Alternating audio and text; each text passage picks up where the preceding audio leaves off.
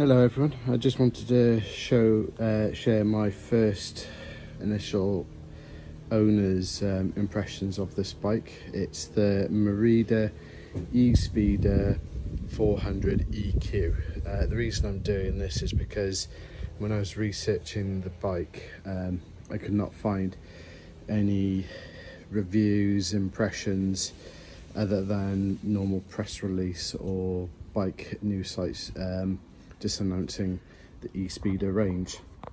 The reason for my purchase is I don't have a car anymore, and the plan was for the bike to commute to work and also ferry and commute to getting the kids backwards and forwards. So you might wonder why an e-bike.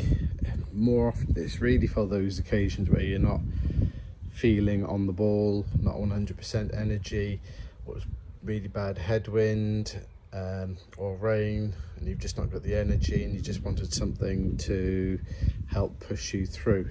And also towing the kids, there's extra weight there, so something just to take that little bit of torque off, so you're just a little bit fresher at the other end, a little less sweaty. So that they were my kind of criteria for an e-bike.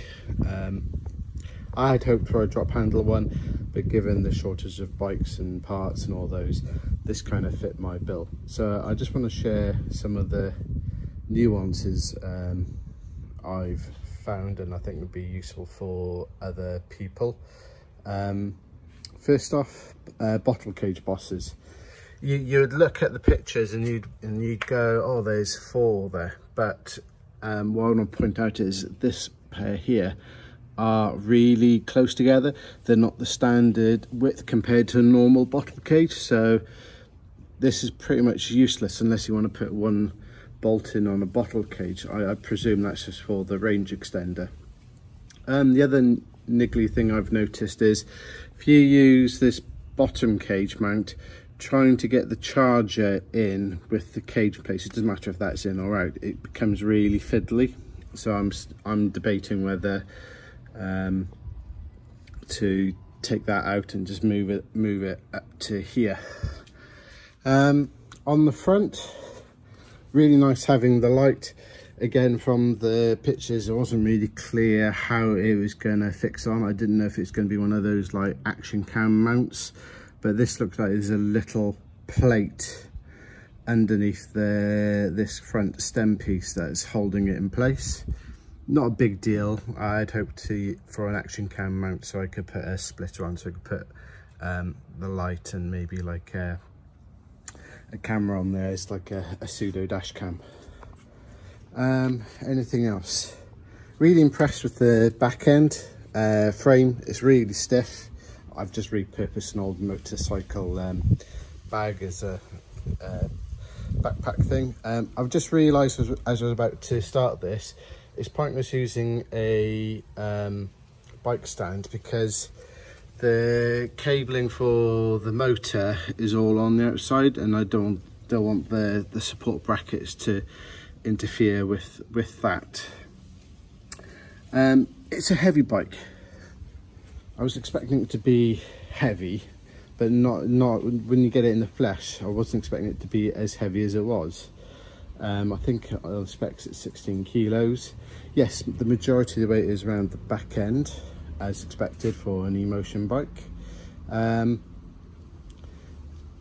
So it's just something to be mindful of. I've got 2 little kids, so one thing I just would point out is if the bike's indoors being charged, just make sure your kids are away or the bike's away, because you know, if they're little and this falls on them, you know, that's going to really hurt them.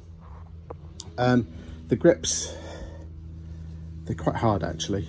I'm tempted to change those out, and plus I've got big hands anyways, but I find the grips are quite hard. You know, initially when you touch them they seem soft, but once you've been riding for 5-10 minutes you notice actually that they are quite hard. One thing I also noticed, because this is a delivered bike, naturally the handlebar would be rotated to fit in the box along with the wheel. I've struggled to straighten out all these headset spacers with the cables going down. That's just something else I need to when I have time to sort out. Seat seems really alright actually. Quite pleased with that. Couple of things I've noticed with the ride. The bike's very stiff. It's very stiff. The tyres, they're tube tyres. I've not used these type of tyres before. For me personally, I think they're quite hard tyres, so the ride is a little rough when you're on not great road surfaces. This is typically experienced in the UK. If you're on really smooth roads or paths, it's not a problem, but you really notice the bumps and things like that on broken up tarmac. Yes, I may play around with the tyre pressures a little more. These are set at 65. Bear in mind I'm an over 200-pound guy. I don't want to lower them too much and can cause myself some pinch flats. Traction wise on the tyres, they're okay. I wouldn't say the best handle in the corners if you're going at any kind of pace. Yes, as much as I'm a heavy guy, you know, I can still go quite fast. So I would be looking to swap those out for probably Swabi tyres at some point. I had hoped for to go tubeless, but the spec's not very clear, and from what I can work out, these are probably not tubeless ready rims. Anything else? No, it's a nice bike, don't get me wrong. It has a few nuances, a few foibles, but overall, for what I need, it's very good. Ride wise, it's very good. I do notice with the single speed 10 gears, I am sometimes hunting between 2 gears. You know, just because there's lack of gear, my road bikes are 22 gears, so I'm used to a closer spread of gear ranges or being able to change on the front. So the motor, first time I've ridden an e-bike and the e-bike motion, and from what I've read on the reviews, yeah, it does feel like you're getting a gentle shove. I think if I had the opportunity again, would I have gone for more of a MTB with the higher torque mid-gear bike? Maybe, maybe not. It's really hard to say. However, I find the assistance is really nice. It definitely favours higher cadence over a higher torque when you're pedaling to get more out of it. I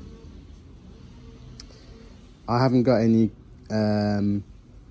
cycle computer adapter put on here, so it's hard to say what the feel like is when you get close to the limit. One thing I do notice is, especially when I'm towing the kids, this is great when you're in that stop-start kind of place, just to be able to get that bit of torque to get going, and going quickly as well, especially if you're crossing roads or junctions. It's fab having that assistance, and it just takes a bit of work out of it. You still got to put effort in. So towing the kids, if it's useful for you, my round trip's about 10 miles, so I can get 3 and a bit round trips. So talking about towing, so one thing I've noticed is, and this was really unclear, not just this bike, but anything with the e-bike motion, is what size bolts these were, because I used the Thule quick hitch adapter this side. It's not an M12 bolt as you get for a typical through axle. It's a bigger bolt, so I've had to grind a larger hole in my Thule adapter to make it fit. I don't know what the actual dimension is. I want to say it's an M18, but don't quote me on that. But all I can say is it's not an M12. It is a bigger diameter bolt. I like the bike. It is heavy. It is very stiff. but for the use case that I want it for, it's really good actually. Future changes for me: grips definitely, tires definitely. I do want to get a proper pannier bag, just to go and kind of maybe put my inner tube locks and stuff in there, just so I could take that off and free that area up.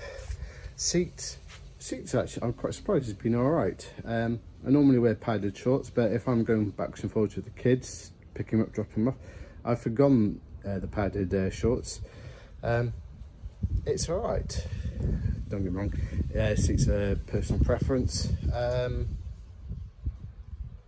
It rides all right when you're at speed. It's quite comfy.